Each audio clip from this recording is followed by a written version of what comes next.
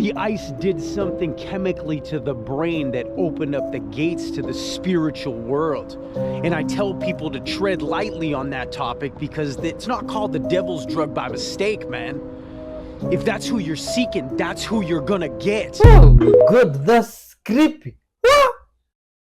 You cannot in your mind picture the fourth dimension or a fourth dimensional shape. And you can keep going on from the fourth dimension even. You can go to the fifth dimension, the sixth dimension, the 71st dimension. It doesn't matter. Theoretically, there are an infinite amount of spatial dimensions. The common misconception of the fourth dimension is that the fourth dimension is time. Now, while some argue that by going forward and backwards in time, if you move forward the same distance and backwards the same, then you would end up in the same place you started, just like in the fourth dimension.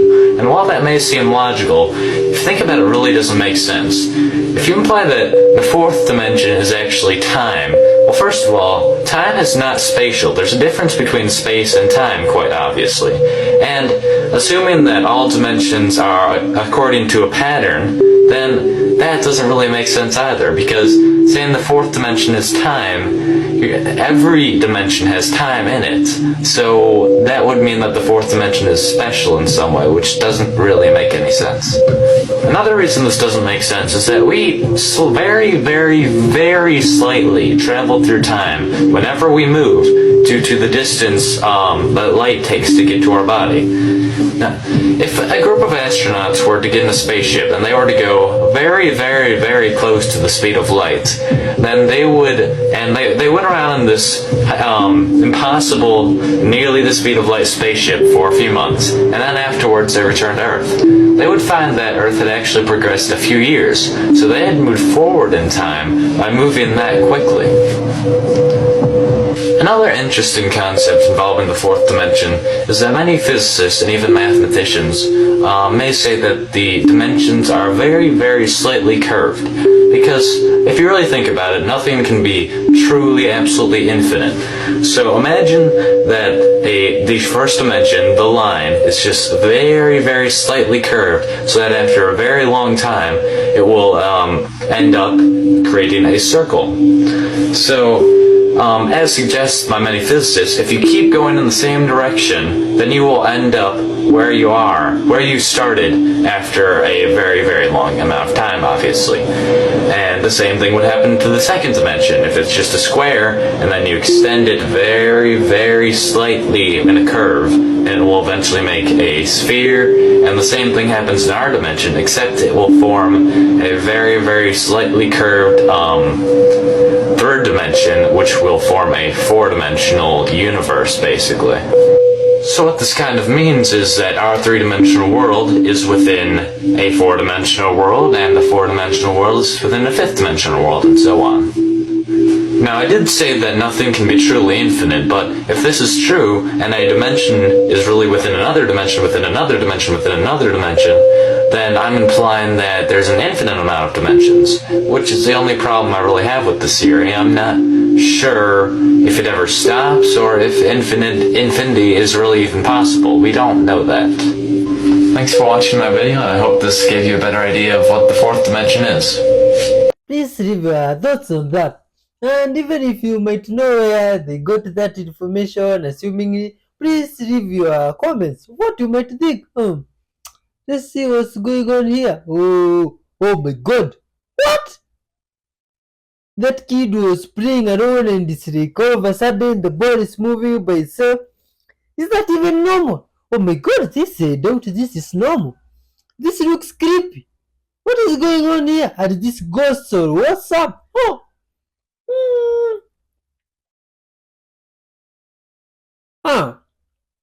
Where did the ball go? Oh my god. That is somehow definitely creepy. And some baby they was playing. And what's up? It's like someone took the doll from them. Who is that person that is playing with the baby? Oh my god. Oh, what's up? This is creepy, man. And this is alleged footage of some place, I don't know, called Area 51. And there's this person there, or that creature looks... What? The dark truth about your birthday. As most of you know, your thoughts create your reality. And on your birthday, what do you think? Another year older. Your birthday is speeding up your aging process because every thought is a command to every cell in your body. So on your birthday this year, think this. I am youthful and timeless. I'm getting more and more beautiful each and every day. Add that to your morning routine. Comment below your birthday and see if you can find a birthday buddy. Does that make sense? Well, you didn't have to wait for very long to see which way the court was likely to go. First of all, the evidence that's being presented by South Africa is absolutely irrefutable and damning. Their case is supremely well evidenced and meticulously detailed, and literally cites the genocidal words of Israeli officials themselves, including Netanyahu himself, and directly connects those words with the actions of the Israeli military in Gaza. So it's absolutely a devastating case, and it's impossible, frankly, to argue against it. Certainly it's impossible to argue against it with any degree of seriousness or with any comparable standard of evidence and reason as is being presented by the prosecution. Just from the first day of testimony, Israel and the United States were completely and immaculately defeated. And if you had any doubt that they realized this, that Israel and the United States realized this, then there's nothing that could have proved it more than what the U.S. did later that day, that evening, in fact, that same evening. They attacked Yemen. They attacked Yemen because they knew that they're going to lose in the International Court of Justice. This is a very desperate, very pathetic form of doubling down. Imagine, their response to the irrefutable proof of genocide in Gaza is to escalate and to expand the violence, to defend the genocide. They cannot defend the genocide in court, so they decided to compound the brutality by spreading it. They defend carnage by means of carnage. That's the American way. They've lost the support of the world because they lost the awe of the world. They lost the respect of the world. And they lost the fear of the world. They're backed into a corner in the world court. And they're being exposed. And they're being ensnared by the very system that they created. The system that they created to protect their impunity and to persecute their opponents. The mechanisms of law that they constructed to oppress and to persecute and to immunize themselves is now being turned against them. So they resort to what they always resorted to. They resort to what they created that whole system to enable them to do, which is savage, primitive, brute force and violence. The layers are being peeled away. The veneer is being stripped off. You know, America has been king of the hill for all these years. And they're being pulled down that hill. And not only that, the hill itself is pulling them down. And all they can do is lash out. I'm telling you, what we're seeing right now is a victory. Their vicious, barbaric instincts are only accelerating their downfall. By attacking Yemen, they're just showing the world, and showing the world court, that yes, it is genocide in Gaza. Oh my god. Please leave your thoughts, man. So the Romans ruled the world, destroyed themselves. Now here's the big part. The Roman Empire did not fall by invasion. It fell by disintegration. Disintegration means it fell apart, like a piece of cake that just broke up in little pieces. That's how the Roman Empire fell apart. Well, you just broke up. And what happened was everybody scrambled for power. And the result was many little kingdoms. Instead of one kingdom, many little kingdoms. Let me give you some of their names. Spanian, Franco, Belgier, this is Roman kingdom. Anglo, Roman kingdoms. Portugal, Roman kingdom. We know these kingdoms in English. Franco, France. Belgier, Belgium. Porco, Portugal. Anglo, Spanian. They're all kingdoms. They are all Romans. They are all Romans. So their psyche, their mentality, ingrained. We were chosen by the gods to rule anybody who don't have our traits. They were chosen by the gods to be our servants and our slaves. They are not complete divine beings like us. We are superior. So the French and the Spanish, the Portuguese and the British, call them Anglo, they decided to expand their kingdoms.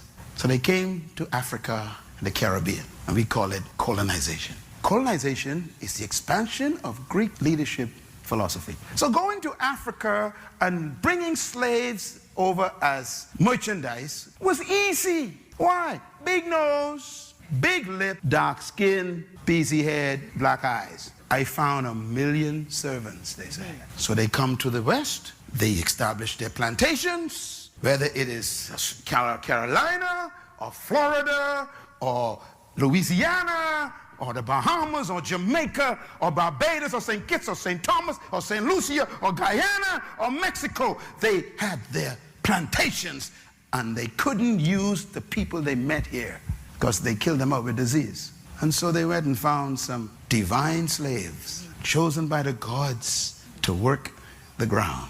And they brought them over on ships. And the first ones to bring them was the Portuguese. The Portuguese told the British, we found some people to work the farms. And the British said, where you got them from? They follow us.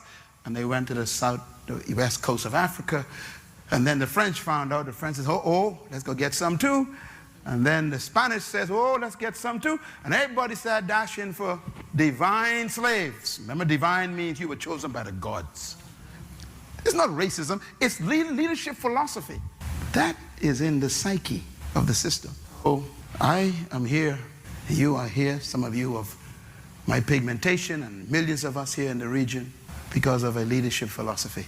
That's how important leadership is. If the blind lead the blind. We were being led. And they convinced you. Matter of fact, if you read the writings of the oppressor, they wrote things like this. They read the Bible on you. They said, now you must be good slaves. And they gave us Jesus. You wonder why, the black Muslims and people like that rose up? Because they even used Jesus as part of manipulation. Jesus said you must be nice slaves. Then you'll go to heaven.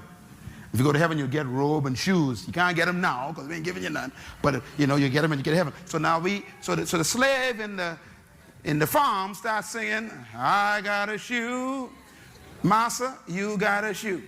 All of God's children got a shoe, but I ain't gonna get mine until I go to heaven. I'll walk all over. See, in other words, you get yours now, massa.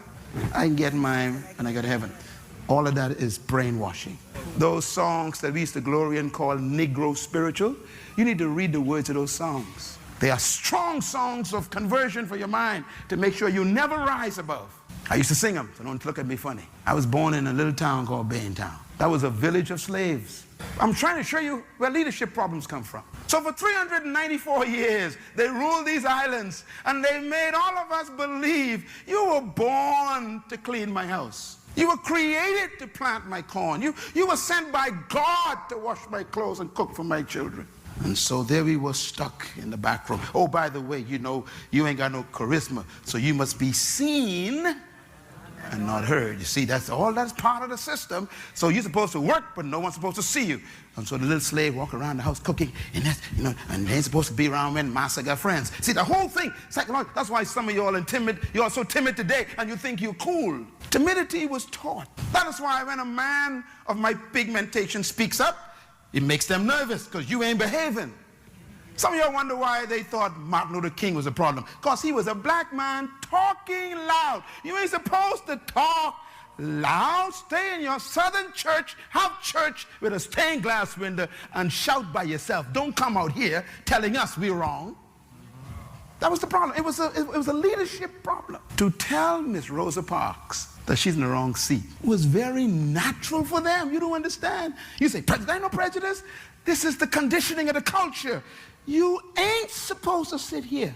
Yeah, but I'm a human. You ain't no complete human. See? The gods told us where you're supposed to sit. In the back, they say. Divine assignment. I'm saying this for a reason. That is still here in the Bahamas. Yes. No matter how much school you go to, no matter how many degrees you get, no matter how much you think you know, when you come back, they tell you, you're just a smart slave. It's a leadership mentality. So now you know why Miles Monroe is angry. You see why I hate oppression? Because I got the truth. I love it. I love everybody. I like everybody. I like everybody. But don't you ever imagine you're better than me.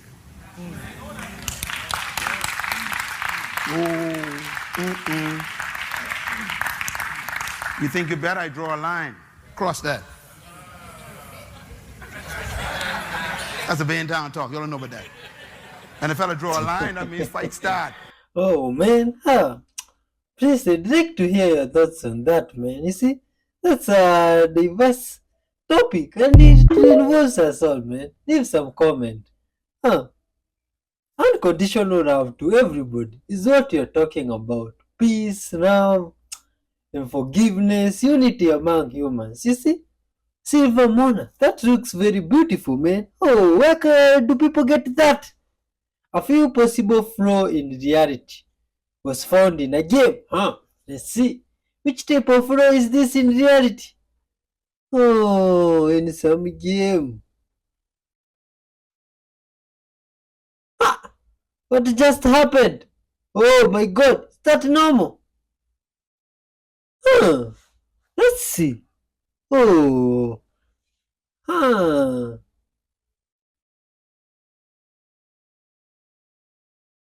Oh my god.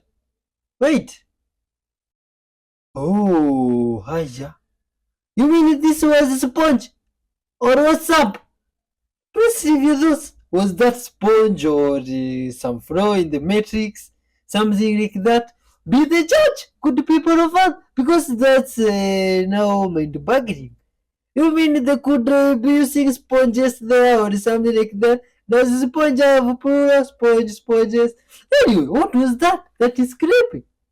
Oh my god. And this wonderful dog here thinks that they adopted a kitten just for him. Wow, this is great, man, and lovely and good vibes. Oh, even these guys that adopted this kitten, this is nice, man. Good vibes.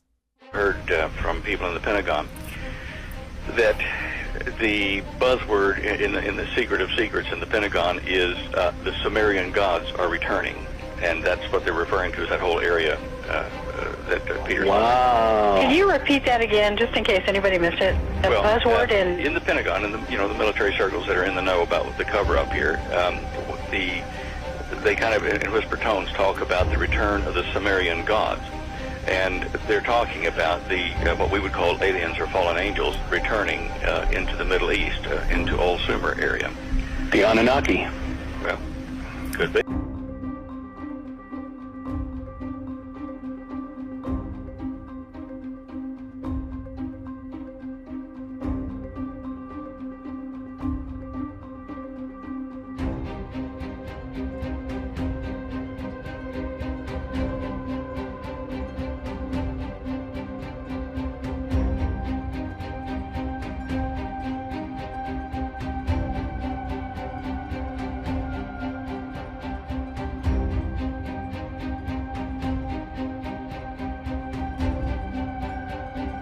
Oh my god. Oh, do you think that is true?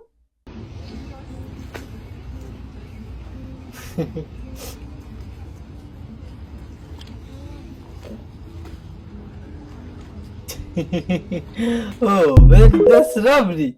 They are all genetic manipulated half-breeds of the original sea-car race. They stand 18 to 25 feet tall and can weigh up to 2,500 pounds. They're like Tyrannosaurus rexes. You know, they're monsters. Up to 2,500 pounds. They have black, leathery brown scaled bellies. They have multiple abdomens. They have whiskers along their chin and jawline. They had a mating claw and multiple tongues. I'm going to give you some very specific information. A mating claw. What does that mean?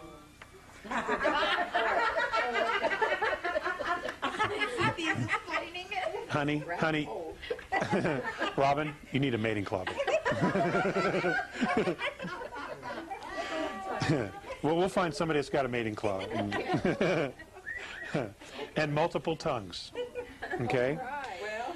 They lay eggs. And what is called a battle hormone is used to accelerate the birthing process.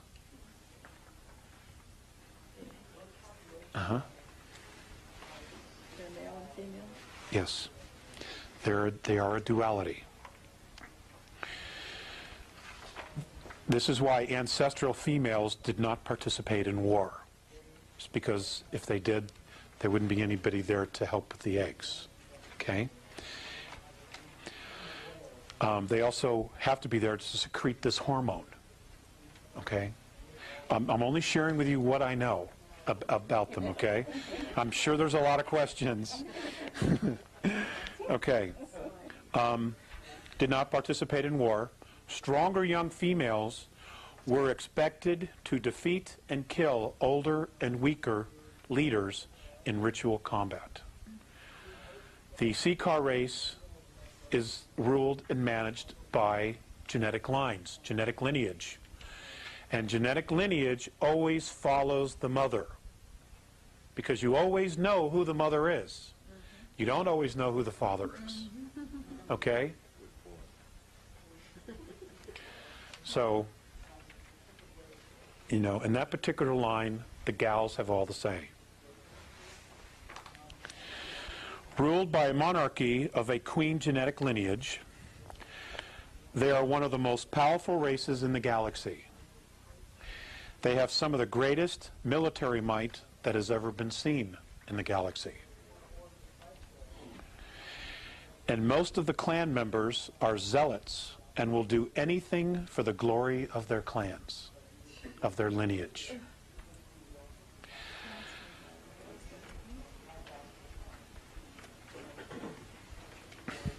They have been the chief enemy of all human races in this galaxy in past conflicts. Again, we're talking about hydrogen breathers versus oxygen breathers. They have 3 spinal columns. One spine is located ventrally near the stomach. The other 2 are located dorsally on the left and on the right of the Seeker's body. The spinal columns join near the dorsal of the geometric center at the extreme posterior of the trunk to form a long and very powerful tail.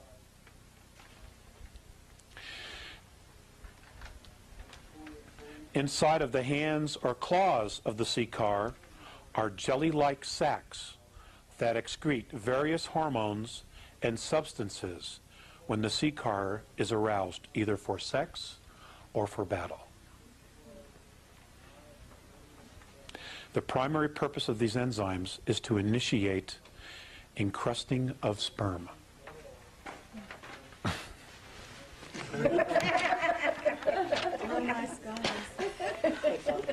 Okay. You know, hey, you know, there is an amazing amount of life out there, and you know, they look at us and they think we're beasts as well. Honestly. Okay. Now, I'm going to talk about the Lyrans. Now, when I'm talking about the Lyrans, and then I'm going to talk about the human race as a whole, about some other things here. I've got some pretty good notes. I'm also talking about us, okay, and our ancestors, and all the ancestors of the ancient Lyran line, genetic line. Okay, now before I even get to that, I'm going to read the first sentence that I have on humans. The human race is unusual in having all of its members' race derive from one genetic line.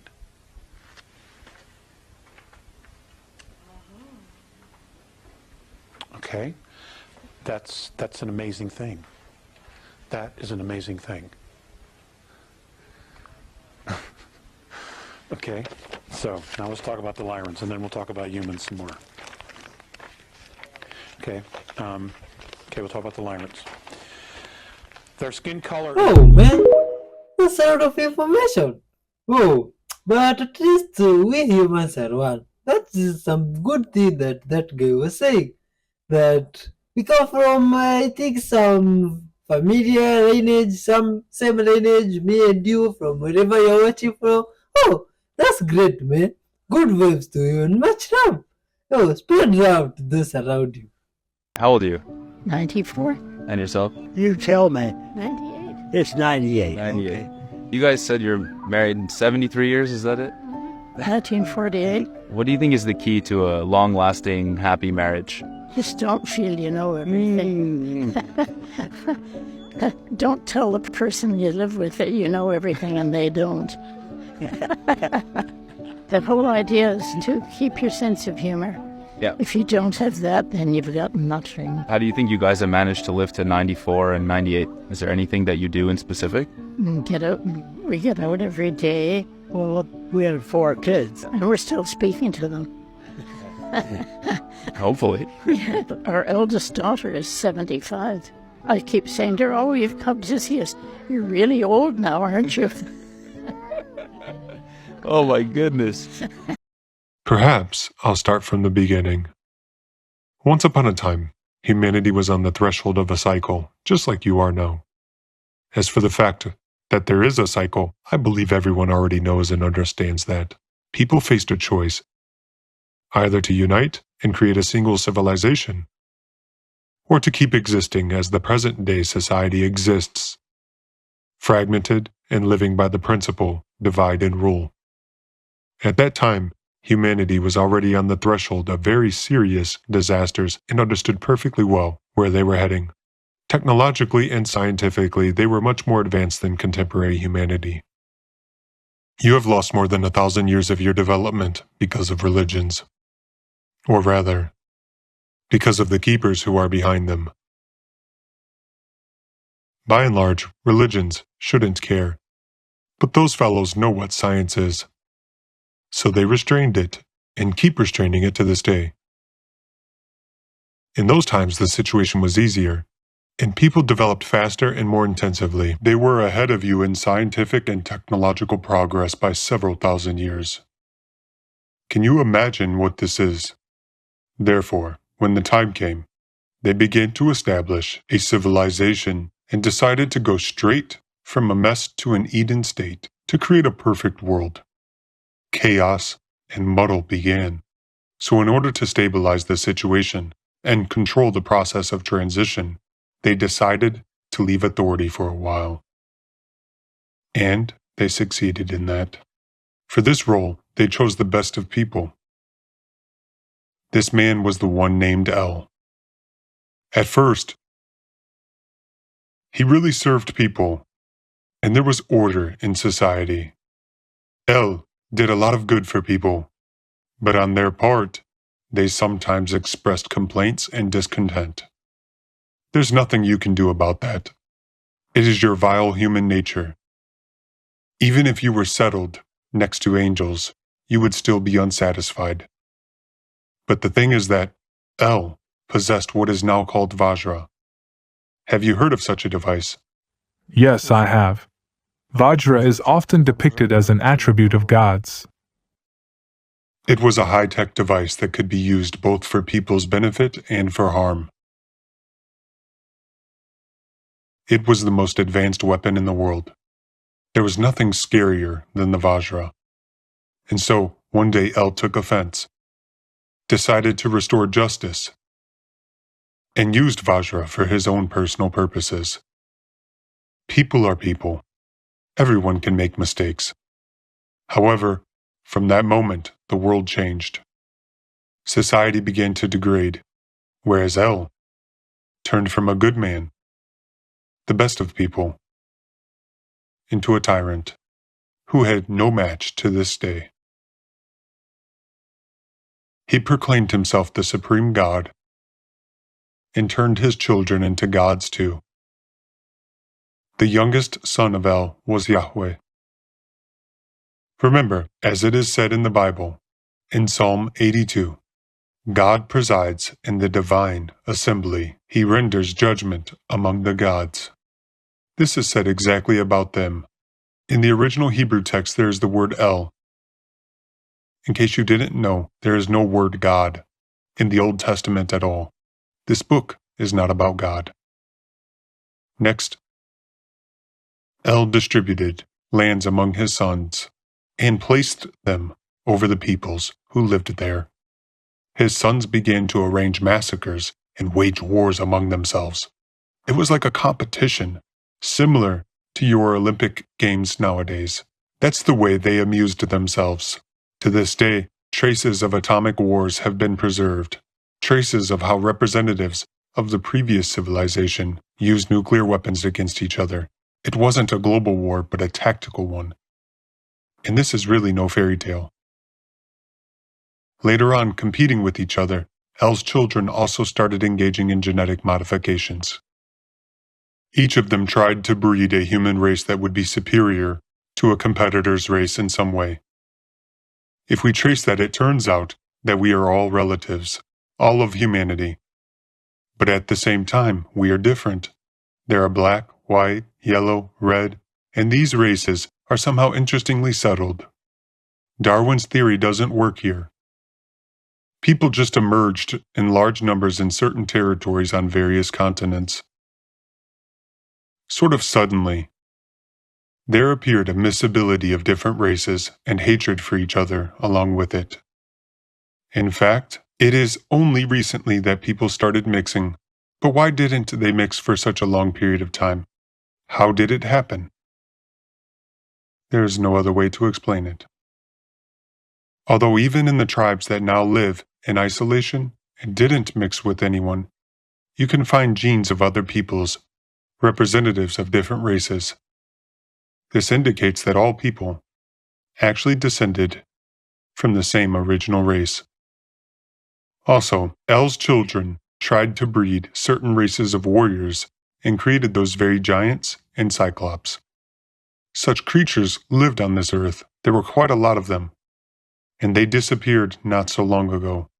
Plenty of evidence of their existence has been preserved in architecture and in photos, and many of their remains have already been found. Afterwards, there were attempts to destroy this history as well.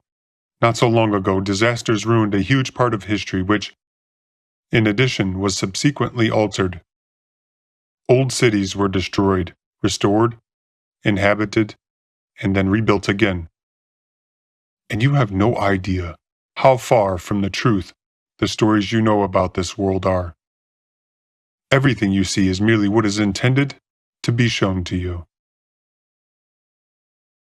The most interesting thing is that during those genetic experiments, Yahweh created his own people. He was the most cunning and smart among all of El's children.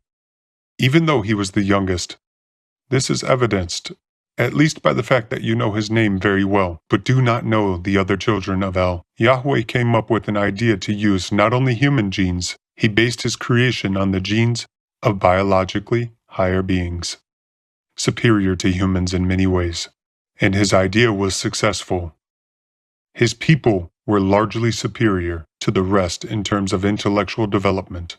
No matter how strong the giants were, even they lost to those who were smarter and more cunning than them. Nowadays, genetics is quite developed, and it can all be easily traced and verified. Go ahead and look for yourselves. However, the time of the cycle was approaching, and after a while El, who had proclaimed himself a god, was destroyed along with his entire Elysium. Only a few survived, and there were El's people among them. Oh my god, man, a lot of crazy stuff going all over. There's a theory which is pretty widely accepted. What we think happened is that 50 million years after the Earth formed, there was another planet very close to the Earth, about the size of Mars. And the theory goes that this planet hit the Earth in a glancing blow. It's made of very closely the same stuff as the Earth, very similar stuff, but there's very little iron in it. So what's the explanation for that? So you hit the Earth in a glancing blow. You knock off loads of bits of the Earth, but not the centre of the Earth. Now when planets form, the heavy things drift towards the centre of the planet, and that's why all the iron, or most of the iron in the Earth, sits at its core. There would have been enough time for that to happen, and so when this collision happened, the bits that got knocked off were not very rich in iron, because all the iron was sat at the middle of the Earth. It also accounts for why the rocks seem to be the same, because the moon is indeed made of bits of the Earth, so the same isotope content.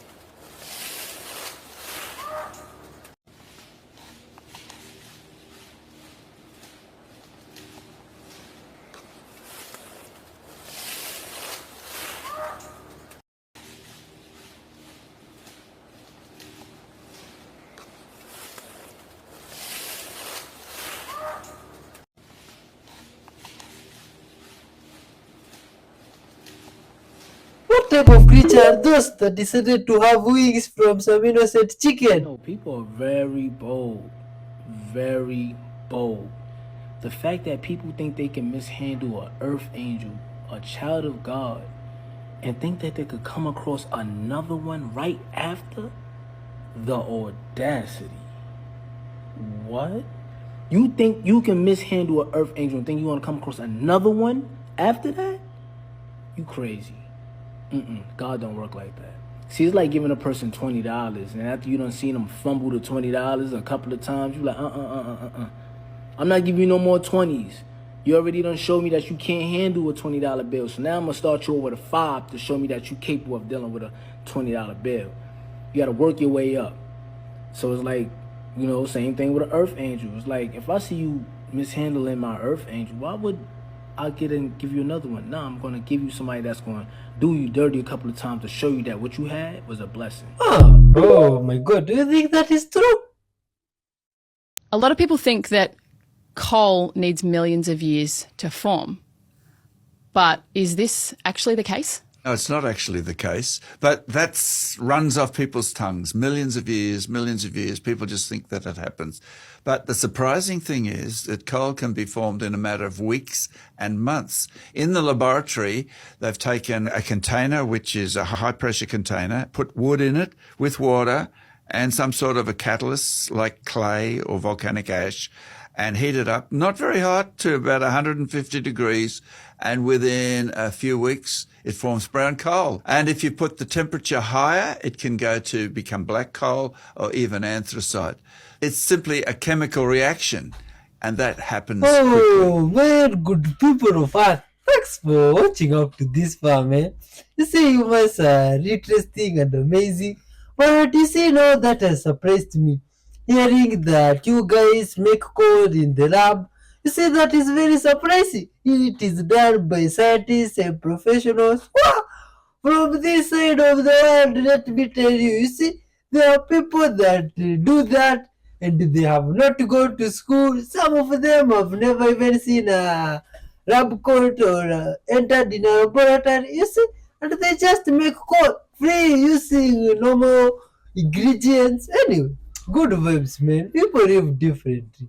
But despite living differently, we are all humans. And in the midst of all this chaos that is going around us and madness in the world, we should love one another. Share love, be peaceful, be united. You see, just like good people of Earth, man.